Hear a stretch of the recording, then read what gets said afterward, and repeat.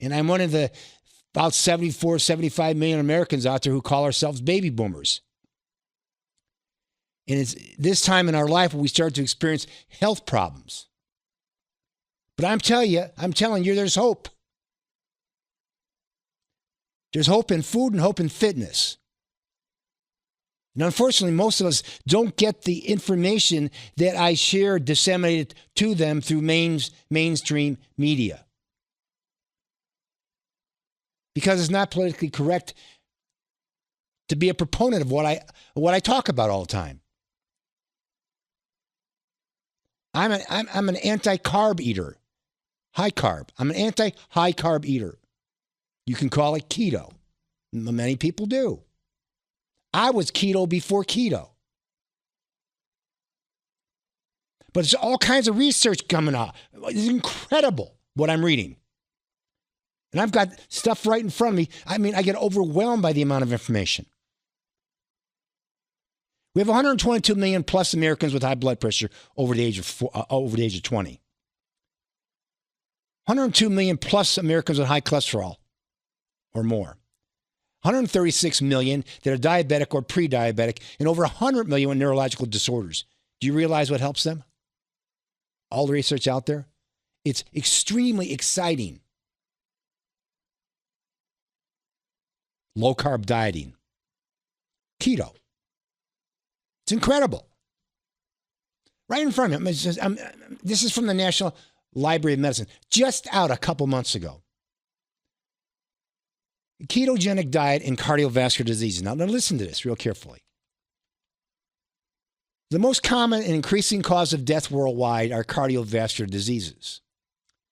Taking into account the fact that diet is a key factor, it is worth exploring this aspect of cardiovascular disease prevention and therapy. The aim of this article is to assess the potential of a ketogenic, low-carb diet in the prevention and treatment of cardiovascular disease. The article is comprehensive, meticulous analysis of the literature in this area, taking into account the most recent studies currently available. The low-carb ketogenic diet has been shown to have a multifaceted effect on the prevention and treatment of cardiovascular disease. Among other aspects, it has a beneficial effect on blood lipid profile even compared to other diets. It shows strong anti-inflammatory and cardioprotective potential, which is due, among other factors, to the anti-inflammatory properties of the state of ketosis, the elimination of simple sugars, the restriction of total carbohydrates, and the supply of omega-3 fatty acids. In addition, ketone bodies provide, now listen to me, rescue fuel for the heart by affecting its metabolism. They also have beneficial effect on the function of vascular endothelium, including improving its function and inhibiting premature aging. You got that? Slows the aging down.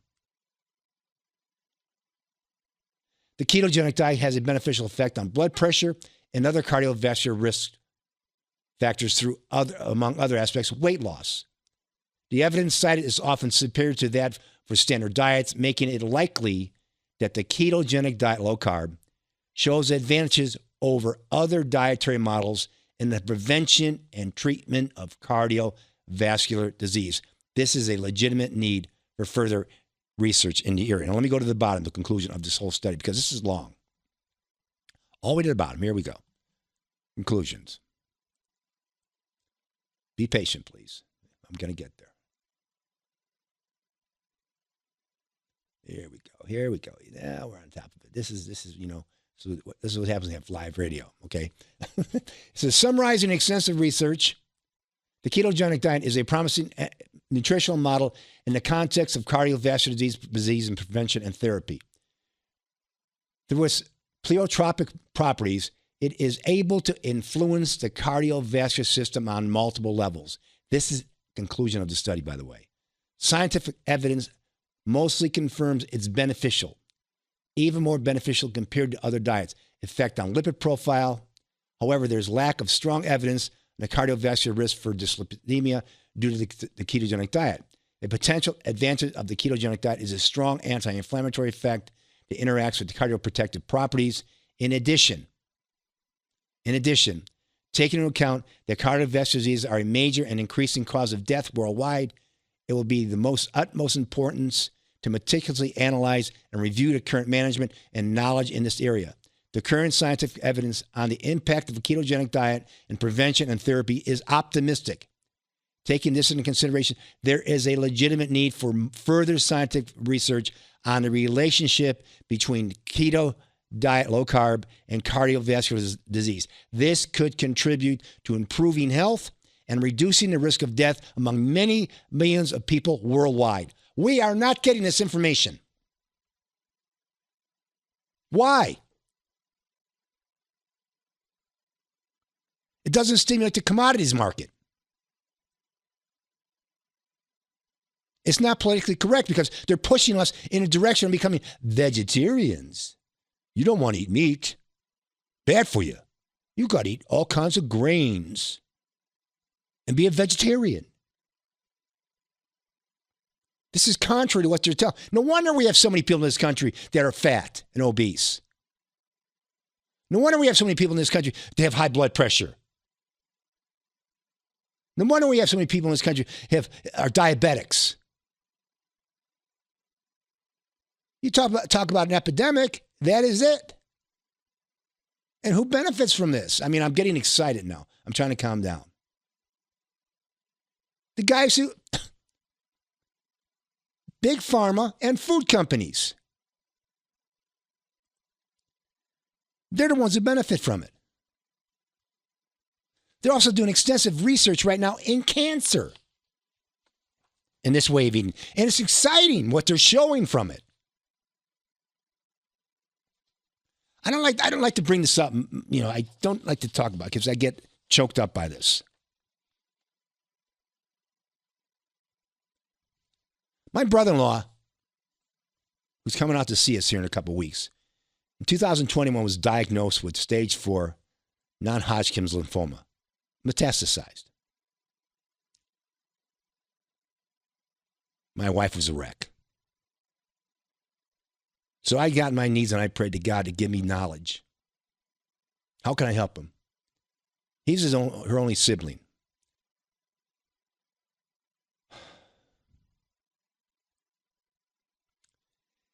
So anyhow, he calls me up and asks, he says, Lance, what do I do? I said, well, Chuck, you need to sit down with Brenda and Ashley, that's his daughter, and you need to talk about this. I said, I can't make this decision. I can help you with your diet and everything, what's needed to be done. So I prayed to God to guide me. I'm not making this up.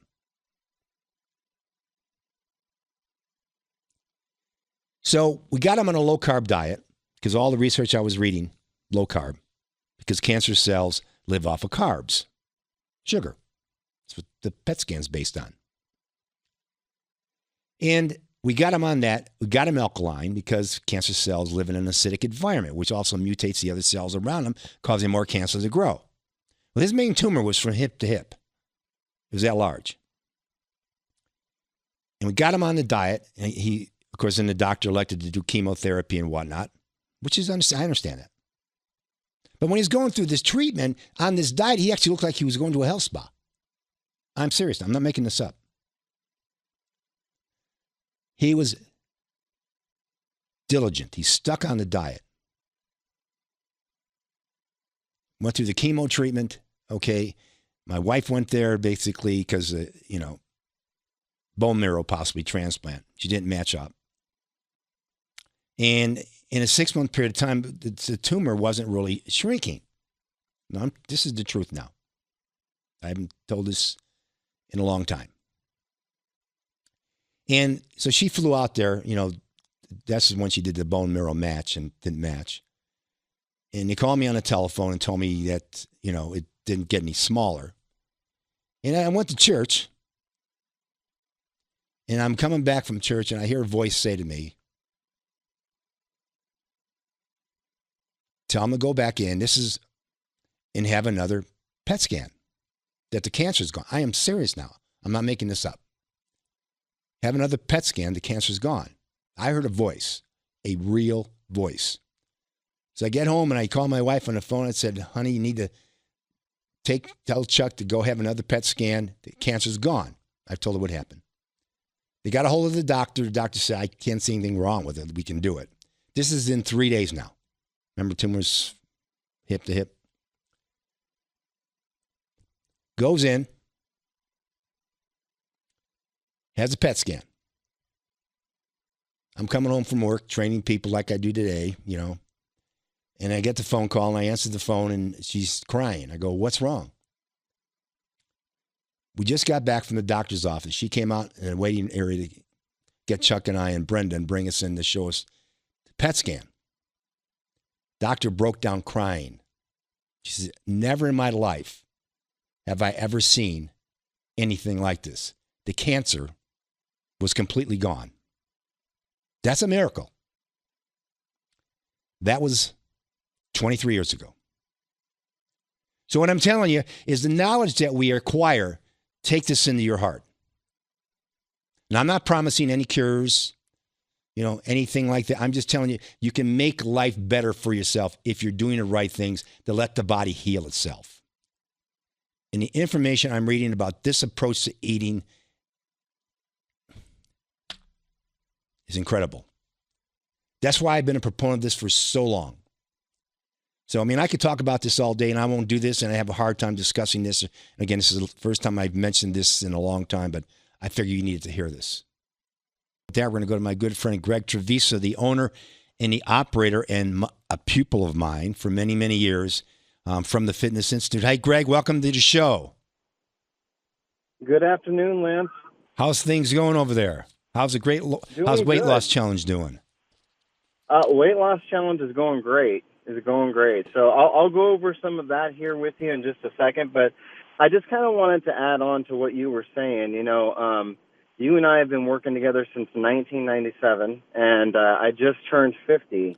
And so my doctor said, okay, well, since your grandfather had a massive heart attack at 52 and died, we should do a heart scan on you and see how you're doing. So I was sent in for a CT scan just to see what my calcium score was. Now, I've been following your nutritional plan since 1997 and have done PHA training since then. And my coronary calcium score was 0. In the left main, it was 0. Left anterior descending, 0. Circumflex, 0. Right coronary artery, 0. Other 0. Other 0. So my coronary artery calcium score was 0, and I have followed your plan since 1997. So I thank you for that. Hey, what did the doctor say? Doctor was like, I don't need to see you for another year. So I go in every year with her, and she's a great doctor. She's very proactive, and she's one of those that does not push meds on you. She wants to see what exactly is going on, and that's why she sent me for that CT scan. That's great, Greg. That is really great. It really is. I mean, this is the kind of stuff that we talk about all the time on the show here. This is the way the people should be eating, and we're not getting information. We just aren't. You're absolutely right. I remember, you know, in cardiac rehab when I had to do my internship in that, you know, when they would talk about nutrition, it was the food pyramid. Mm-hmm. The food pyramid is all carbohydrates. I mean, so it was one of those things. So when I came and I saw you, I said, oh, this is different. And then I consistently saw people lowering triglycerides, lowering cholesterol, getting off blood pressure meds, getting off insulin and reversing diabetes, getting off the medications. It was amazing to me. And that's why you and I are still working together here, you know, this much longer, 25 years later. Long time, so, man. Yeah, long time. It is. So 10-week challenge. So after 4 weeks in our men's division, the leader has lost 16.4 pounds, which is 5.59% of his total weight. In the women, the leader has lost 15.6 pounds, which is 4.67% of her total body weight. All together with everyone that's involved, which is about 35 people, we've lost a total of 237 pounds. So everyone's doing fantastic and, you know, following the regimen, staying accountable to both exercise and nutrition. And, you know, we all work hard. It's not one of those gyms where you walk in there and you sit on a piece of equipment for 5 minutes and say you're working out. As soon as you walk in, we start going. I've got stuff in front of me. can low carb help lung disease? And so I go in here, I'm reading this stuff here. And it's talking about all the different ways that low carb helps lung disease. It helps with breathing. Yeah, I mean, it goes into detail about this. Like this. Imagine this. Get this. When you burn carbohydrates, there's more carbon dioxide, which the left talks about. We're polluting the earth with our combustion engines, with the CO2 going in the atmosphere. How many people on this planet? What is it, 6 or 7 billion? When you burn carbohydrates, there's more carbon dioxide, which is like smoke from a fire. It will thus take more ventilation to remove the smoke from the air. In contrast, burning fat produces less smoke, carbon dioxide, and therefore does not require as much ventilation. Healthy lungs can easily compensate for higher carbon dioxide production by increasing ventilation. However, those with COPD have impaired ventilation and may develop high levels of carbon dioxide in the blood. Thus, it may be favorable to reduce carbohydrate intake and increase fat intake to reduce production of carbon dioxide. The less carbon dioxide that is produced, the less effort it takes to get rid of it. And I've got a whole bunch more on there. This is why I get upset, and 2, I get excited. I get excited because of the potential for all of us out there when it comes to this information and knowledge. But then I get upset because it's not reaching enough people. It's not front headlines of the newspaper. I mean, when I get up in the morning and I'm getting ready to work, what do I see? Drug commercials. Non-stop drug commercials. Where you have people dancing around, particularly this one, Jardians. I get a royal kick out of this one. You have people that are really heavy, dancing around the screen, singing all the virtues of taking Jardians for diabetes. And I go, how can you be happy? Having to take a drug, okay, to mask the symptoms of what you've got going, and look at you. You're overweight. You're not doing anything about it. They should show them sitting down, eating a low-carb meal, and saying, we're using this to help us get our blood sugar under control so I can get off the medication. You don't see that. Having to take a medication is not an exciting thing. I'm sorry. It's debilitating because you're sitting thinking, I've got to take this drug. If I don't take this drug, I'm going to have a problem. It'd be nice not to have to take the drug because you're not sick. And as they get into my age group, more and more of them are taking, it's not unusual to see someone my age taking 7, 10, 15 different medications. Not unusual. Now, I've got some stuff in front of me. You know, here's what they do. You have high blood pressure? What do they tell you to do? Cut your salt, right? Cut your salt. Well, maybe it's not the salt. Don't blame the salt for what the sugar did. This is a review by cardiovascular research scientist Dr. James DiNicotinio. Challenges the salt hypothesis, which claims dietary salt will increase blood pressure, hypertension, and therefore increase the risk of cardiovascular disease. High blood pressure is indeed a risk factor for cardiovascular disease. However, the science that supports salt-induced hypertension remains inconsistent and inadequate. Instead, this review suggests that sugar, that's carbs, not salt, is more likely the food additive contributing to hypertension and cardiovascular disease. Despite the lack of data to prove salt's promotional role in high blood pressure, numerous health organizations, dietary guidelines, and government agencies across the globe continue to recommend reducing salt intake. Paradoxically, salt restriction may lead to worse health outcomes. Salt is a combination of sodium and chloride, together forming the beloved white crystals we sprinkle on our food to make it taste better. And although it's disparaged, sodium remains an essential mineral, meaning we have to have an absolute requirement for it to survive. Across the globe, the average sodium intake falls below 3.5 to 4 grams per day, despite the dietary guidelines of Americans recommending a sodium intake of less than 2,300 milligrams a day, 5.7 grams. The low salt recommendations are primarily based on opinion and data from a subset of individuals who are salt sensitive. And it goes on to say, literally, what salt does is it makes you hold on to more water. But when you cut your carbohydrates down, it has an effect on different hormones. One's called aldosterone, which helps the regulation of salt retention. And that aldosterone is controlled by what? Insulin. Insulin does that. It says there is evidence suggesting high sugar diets are more likely to increase blood pressure and drive salt-sensitive hypertension than high-salt diets. A meta-analysis of randomized controlled trials found high sugar diets increase blood pressure at levels that nearly double that of high salt intake. Insulin resistance itself, driven by high sugar diets, has been identified as more likely cause of hypertension, shown to increase levels of atherosclerotic plaque particles, dyslipidemia, hypertension, and cardiovascular disease. It also can damage the kidneys. So you're going to get that information here on my show. But don't walk away from listening to it and do nothing about it. Do something about it. Even if you don't come to see me or Greg, change your diet. Change your activity. Get yourself into a proactive program where you're exercising 2 or 3 days a week, 30 minutes nonstop. And get on my eating plan. Now, here's the offer I'm going to make for the next 20 people who call or text me today or send me an email. A free consultation at any one of our Valley affiliates. We have 2 of them. And if you enroll in our program, our lifestyle program designed for the aging body, the first time you're taken through your exercise routine designed for you, what you've got going on, will be at no cost with your trainer if you enroll in a private training studio, one-on-one, not a gym where people are all around.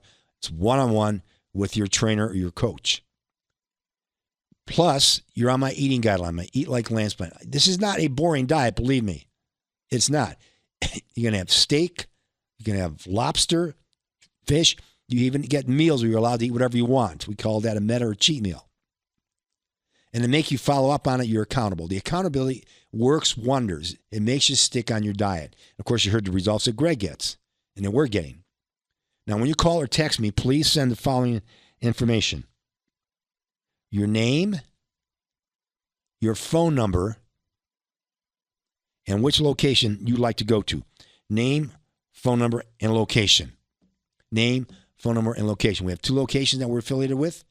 I'm in Scottsdale off of Via de Ventura and the 101 inside of Jigsaw Health. I take the whole East Valley. That includes Mesa, Chandler, Tempe, all the way down to Casa Grande, Tucson, you name it, Queen Creek. I also take Cave Creek, Carefree, Fountain Hills, Paradise Valley. Greg's in the West Valley. He takes all the West Valley cities. He's off of 71st Avenue, Bell Road, right down from the Arrowhead Mall. Here's the phone number, 623-225-8157. Just remember that, 623-225-8157. Now, if you're one of those people, you're struggling, you're having a hard time making these changes on your own, we're the people to come see. We deal with the aging body. We work, get you fit around stuff that you should be doing as you get older, not some risky exercise plan you see on YouTube or see people in the gym doing. You're not going to be swinging a sledgehammer or flipping a big truck tire. Believe me. You can do stuff that's going to improve your flexibility, your mobility, your stability, and your strength. All in 30 minutes, 2 or 3 days a week. Again, I just want to remind our listeners out there, believe me, you have the power within you to make these changes.